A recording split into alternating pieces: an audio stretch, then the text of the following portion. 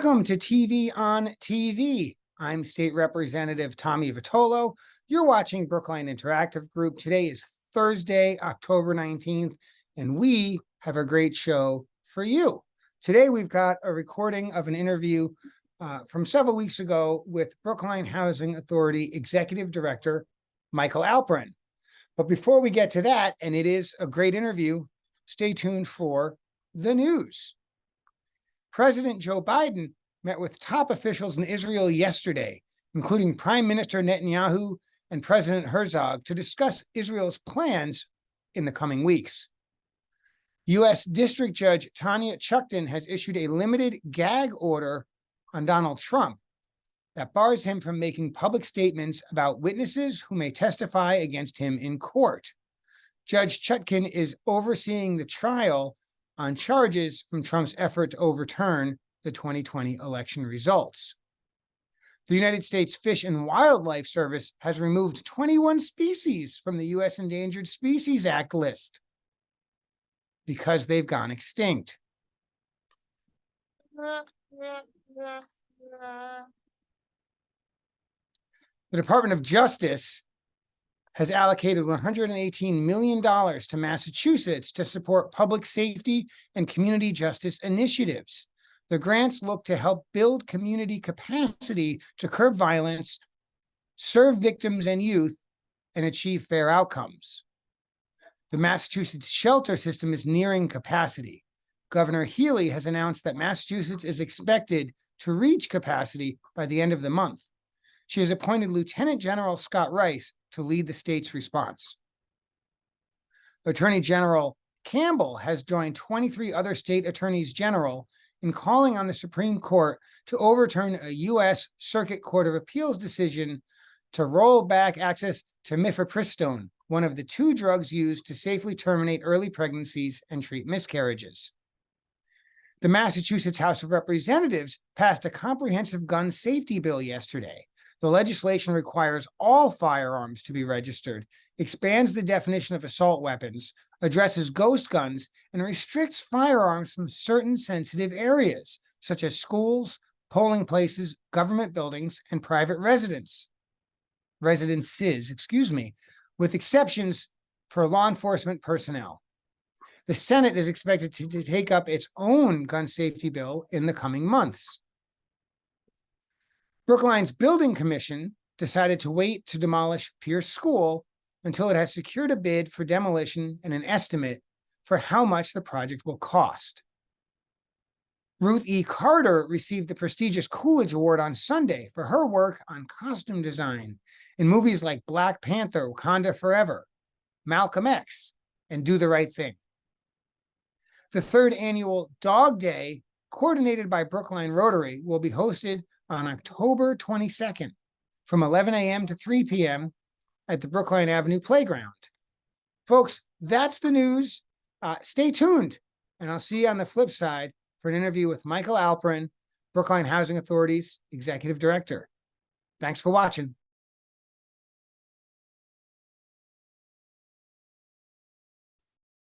And as I mentioned earlier, today on TV, we've got the Executive Director of the Brookline Housing Authority, Michael Alperin. Michael, thanks for coming on the show today.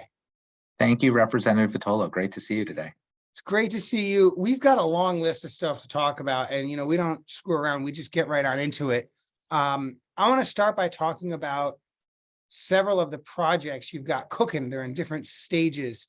And let's start with 50 Pleasant Street, which, as folks may know, is directly across from the Coolidge Corner Library. I know you got some scaffolding. There's something happening going on over there. Tell us what's going on. Walk us through it. Well, thanks for asking. And Representative Vitolo, I'm very proud that the Housing Authority is as active as it's ever been in redeveloping its properties, doing more construction and redevelopment work than it has since the 1970s. And so 50 Pleasant Street really builds on the redevelopment work we've also done at 61 Park Street and 90 Longwood, where we are, through an occupied rehab construction methodology, we're totally gut renovating the buildings, new systems, new kitchens, new bathrooms, new common areas, for our residents. And 50 Pleasant Street's really exciting to me because we used a different federal program to finance the redevelopment. It allowed us to get a higher payment standard from HUD and finance more tax exempt debt with mass development. And so what we're actually doing is recladding that whole building with new, really tight, energy efficient facade panels. That'll be a new concrete facade, new windows, new roof, and new all-electric HVAC utilities for our residents. And so not only are we creating new unit conditions and new common areas for our residents, but it's going to feel like a whole new building to the Coolidge Corner community. And I think really integrate well and be a landmark across from the Coolidge Corner Library. So we're excited. That construction process started in November, and construction will wrap up in about spring of 2025. So the workers are working in quadrants of the building that are currently vacated and putting up the new facade. So as members of the Brookline public walk around and visit the library, if you look in the back right, the, I guess, northeast quadrant of the building, that's where you'll see the most noticeable change. And when we wrap up construction, we will welcome the public and do some tours to see all the great new common areas and facilities created for residents. And we're also, in addition to rebuilding the building from the outside in or inside out, however you look at it, we're also adding new services. So we have a new on-site resident services coordinator, full-time property manager exclusive to that site, so that residents have more of the services and property management functions that they need day to day to live their lives in a really great manner, right in what is an absolute treasure of a location for affordable housing, Brookline, right across from the library and walkable to Coolidge Corner. Now, what does it mean for the folks who live there now? How are they disrupted? How is that being managed? I mean, hey, the outcome is great, right? My wife and I did some renovation on our house, and we're thrilled with it now, but man, was it miserable for us while it was happening. So what are you doing to help protect the residents during that time period? It's a great question. So we ensure that all residents are given some options during construction, and all residents have the right to return to their unit and pay the same affordable rental structure that's 30% of their income before and after construction is complete. So all the residents, specifically at 50 Pleasant Street, were given an option to have a Section 8 voucher and move elsewhere, and we paid a relocation company to help facilitate the finding of apartments in Brookline or elsewhere in the Commonwealth, if that's where the household wanted to go. And we also moved a lot of residents who elected to move off-site during construction into other BHA properties. Our commissioners created a priority to help relocate residents who are displaced due to redevelopment activities that the housing authority is doing. So in total, about 32 households took us up on that offer and moved out prior to construction commencing. About half of them are in other BHA properties, half took a Section 8 voucher and moved elsewhere off-site, some properties in Brookline, some in other communities, even as far as Amesbury. One household wanted to move closer to family. And then the remaining households live at the property. And what we do is we actually create construction barriers, and the construction workers are accessing the quadrant of units that are being worked on from the scaffolding. That's why you see all the scaffolding outside the building. So for the residents inside the building, there's no dust. There is, of course, some noise during construction, and they keep very tight construction hours. But the elevators are for the exclusive use of the residents. No construction workers go that way. They use the scaffolding to go up and down with material deliveries, complete demolition, et cetera. So we're trying to do everything possible to create a great process and some options for residents. And then all those 32 residents who moved off site, or maybe 34, I told you one or the other before, and I'll have to check my exact number, but either 32 or 34 households will then be given the option to move back into their unit at the end of construction, or choose to keep living where they've chosen to live during the construction period. We're indifferent, and that's the household and resident's choice. And of course, construction is tough and it's imperfect, but we do our best to keep our contractors on schedule and make sure that they're minimizing noise during early and late hours of the day so that residents have the best possible quality of life and experience throughout this process. And when do we expect 50 Pleasant to be maybe you're still working on the punch list, but back in business fully? We anticipate spring of 2025. So it takes a little, roughly 2 years to fully complete construction and then release the units and move the households back who want to come back to their units as well. And obviously, if you kicked everybody out of the building and did it all at once, it would be faster, but you're managing, doing the work with supporting the residents. And so that's slows it down. Absolutely. And our number one goal is to give residents a choice and options to stay in their home, even during construction if they want to, because this has been their home for decades. And it's important that they have access to the community and resources if that's what they want to choose to do during the construction period. Got it. Got it. And so now let's move on to Colonel Floyd. For folks, that's 32 Marion Street. That's like roughly a block west of Stop and Shop off of Harvard Street. So what's going on over there?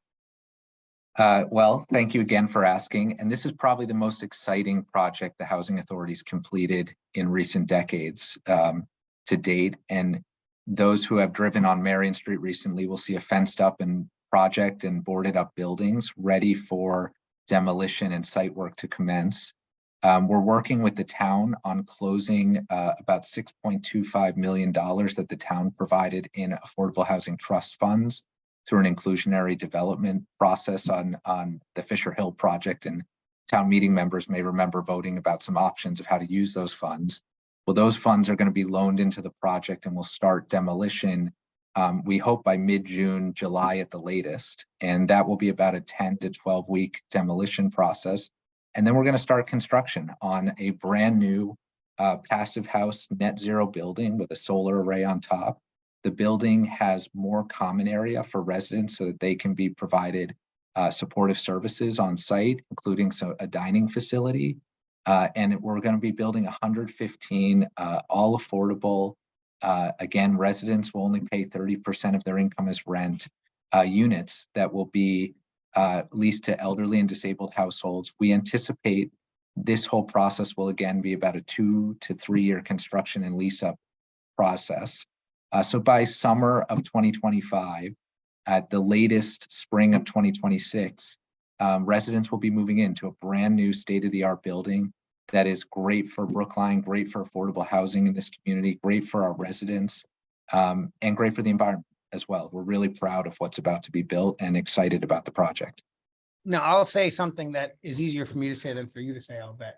Right? Listen, we're really proud to have what we have and grateful to have what we have to support folks.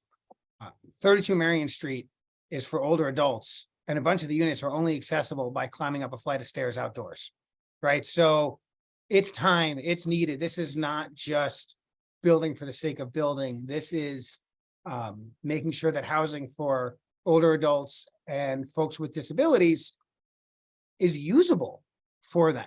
Right. I mean, this is basic stuff. And so folks who don't know that maybe didn't appreciate this is not just a matter of making sure they have, a new building with air conditioning and things like that. This is fundamental infrastructure for them. Yeah, as you're describing, the existing buildings were built as barrack style housing in the 40s. Elderly residents are walking up outdoor, decaying metal flights of stairs, and the new building will not only house more residents, but it will provide 3 elevators. It'll provide all these on-site common areas that don't currently exist. It'll provide air conditioning, central air to residents that doesn't currently exist. And it will be just a great place for people to live, walk to all the amenities of Coolidge Corner, and also will be, again, bringing in a lot more services in the form of on-site nursing, mental health care, fitness instruction, so that our residents have a great quality of life and the ability to age in place gracefully and afford to live in this community that's so rich with opportunities. And Michael, I don't know if you know this, you probably do, but we haven't talked about it. Colonel Floyd also sort of paved the way, and this is like a conversation only Housing Authority people and legislators could possibly enjoy, but maybe the viewers will get a kick out of it. So there was a law that made it essentially impossible to build a net zero housing authority building and that related to the way that bidding on projects is done. And it was, the law exists to help prevent corruption and ensure that public entities are getting good pricing, but it actually gets in the way. And so town meeting member Kathleen Scanlon filed a warrant article asking the legislature to let Colonel Floyd have a more relaxed bidding structure so that it could get the right contractors in and still pay prevailing wage. And we got that done in the legislature for Colonel Floyd. Well, not long after, we voted to allow all projects like this to have that bidding structure rather than make every single one of them come to the legislature just to ask permission and maybe slow the project down. So not only does Colonel Floyd have these great features, or will have these great features, but it paved the way for other projects in Brookline and in other communities to use the same construction processes without having to go through more bureaucratic challenge. So, Colonel Floyd paving the way. Love to see it. That was great. And your office was really helpful in supporting that statewide legislative change. And, the Brookline Housing Authority, as a result of this project, was really at the forefront. And without going too far into the weeds, let me just explain to the public that something that differentiates affordable housing construction from other public works these days, when a housing authority builds new affordable housing, it really takes a public-private partnership. And all these new buildings are financed with what are known as low-income housing tax credits. And you need to bring in private capital and an investor to buy those tax credits. They're not owning the building, they're owning the tax credits and the stream of benefits from that. But that capital helps finance the building. And that investor plays a role in ensuring there is no issue with bids, there is no risk of cost overruns, because there's a real second set of eyes and economic incentive that the project be successful. But it really is a different world that we're building affordable housing in than when we were building public housing under Title I in the 40s, 50s, 60s, 70s. It takes a public-private partnership. We're lucky as a housing authority, we've become sophisticated enough to participate in these capital markets and tax credit equity markets. But that's a key feature that allowed the legislature to be comfortable that these projects are different and they deserve to be streamlined, and they also will be better for the environment as a result of being able to be bid in this manner. And it's not just better for the environment. We know that all buildings are going to have to be decarbonized. And the last thing I want to do is, have folks like the Brookline Housing Authority spend money now, only to have to spend money on the same site in 15 years because they bought gas instead of electric, which can be fully decarbonized. So it's thinking ahead and helping make sure we're not putting these time bombs in our buildings that we'll have to deal with later. We talked about 50 Pleasant, we talked about 32 Marion. Those are both buildings for older adults and disabled. Let's talk about family housing. Let's talk about 22 High and sort of that Walnut and High area over there, just on the south side of Route 9, kind of behind that beautiful old fire station. You got anything up your sleeve for that part of town? Absolutely. I'm glad you asked. So the Housing Authority is about to release an RFP this summer or fall for an architect to start working with the community about how best to redevelop or reconstruct that site. And we think there's a real opportunity to add new affordable family units to Brookline. And I often get the question, why is the Housing Authority redevelop certain buildings and they tend to be elderly or disabled buildings? And the reality is it's because that's what our federal public housing was originally constructed as. And that's where there's a great program to finance and redevelop public housing into redeveloped affordable housing or new affordable housing like 32 Marion Street with new units. And we think at Walnut High, there's some excess land that may be developable. And we want to work with our current residents in the community to think through what the best site plan is ultimately. But it's a great site. It's right up against the firehouse. And there's not the same sort of issues with shadows or abutters that other sites in Brookline may be encumbered by. And we've been talking to the planning department. Soon we'll be hiring this architect, as I mentioned, and starting a real community engagement process. But under the existing zoning, there's the opportunity to add new units, and we're excited to do so. That planning process and financing the development will probably take about 2 years. But we're excited to work with the community and figure out what the best use is and provide our family households a great new home that live there, and provide some new housing for families to come and live and afford to live in Brookline that couldn't otherwise do so.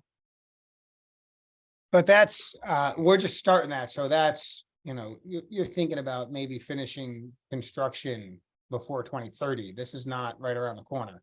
Yeah, it probably takes about 2 years to plan and finance each of these developments. And as we've been talking, 2 to 3 years to construct, and that project may have to be a multi-phase project to think about the relocation of the existing households.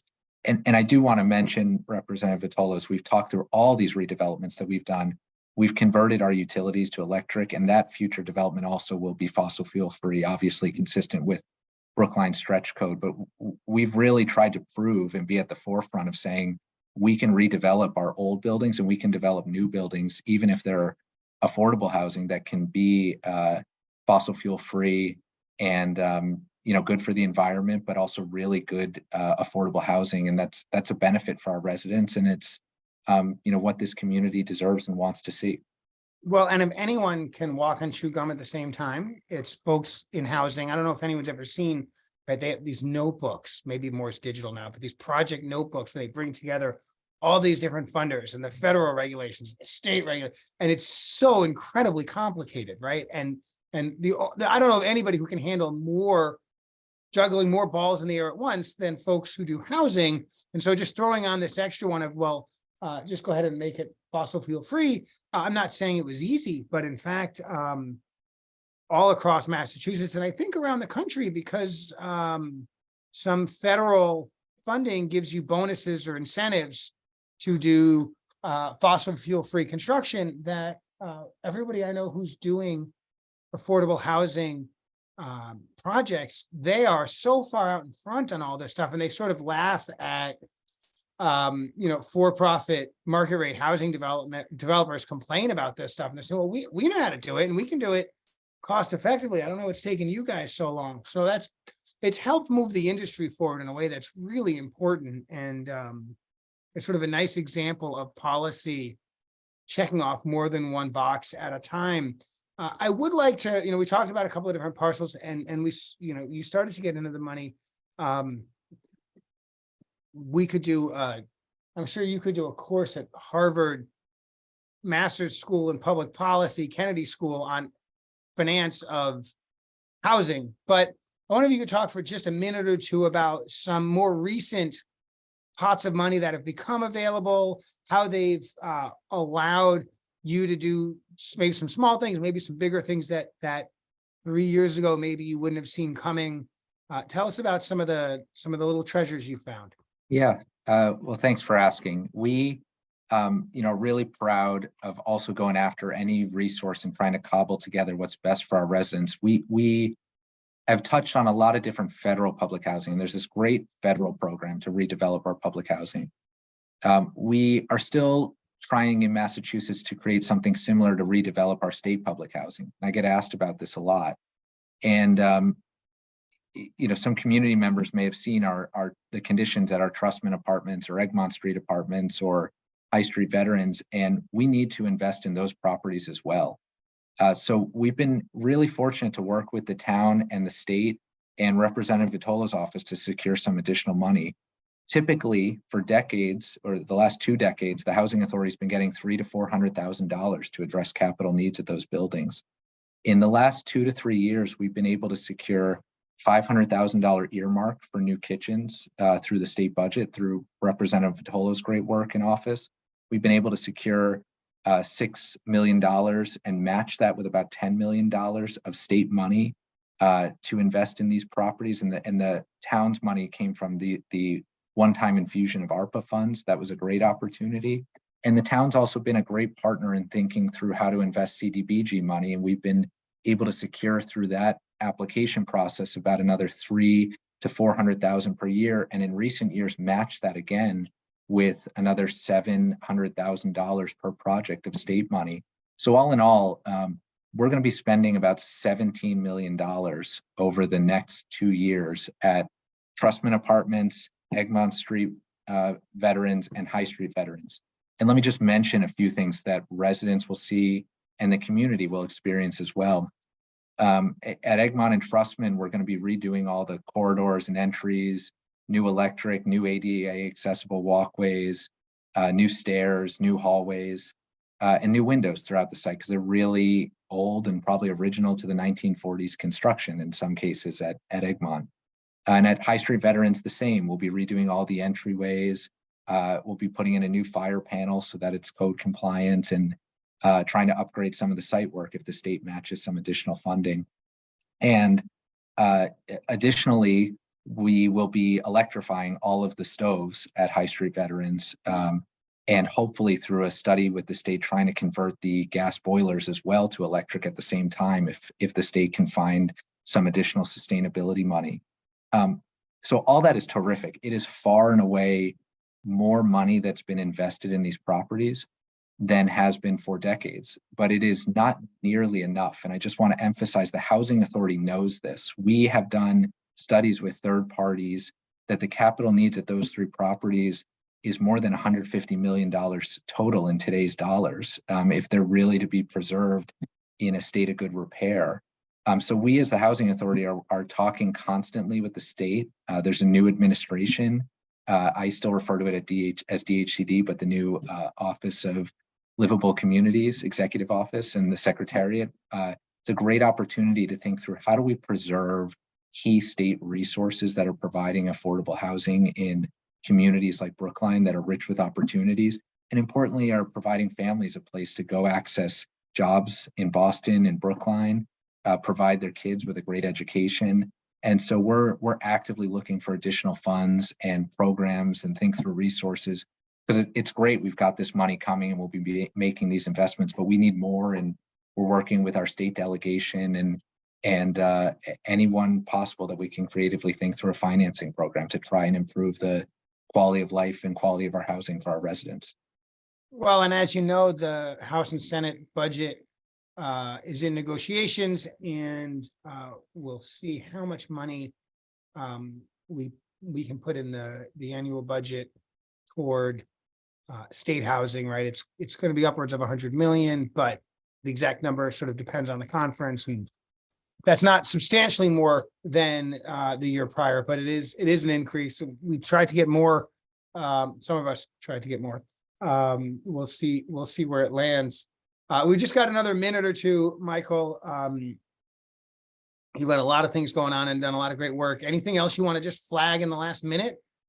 I really want to mention this great new resident services partnership. We procured and entered into a contract with Heber Senior Life to provide comprehensive wellness services to our elderly and disabled populations, similar to what they're doing at Center Street.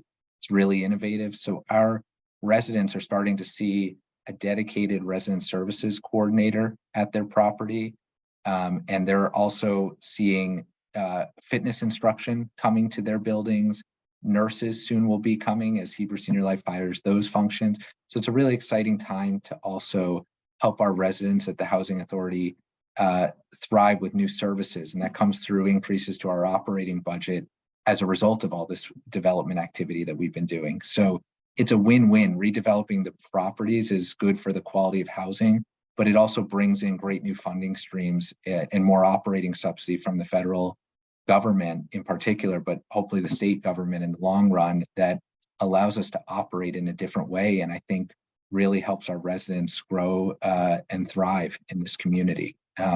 So just here to help improve lives. And I think we've been doing that in a few different ways. There's always a lot more work we can do as the Housing Authority, but we've been excited about that. And let me just finally mention, we've also been trying to change our voucher payment standards so that more Section 8 voucher holders can live in Brookline. We pay a much higher payment standard based on zip code and the actual rents.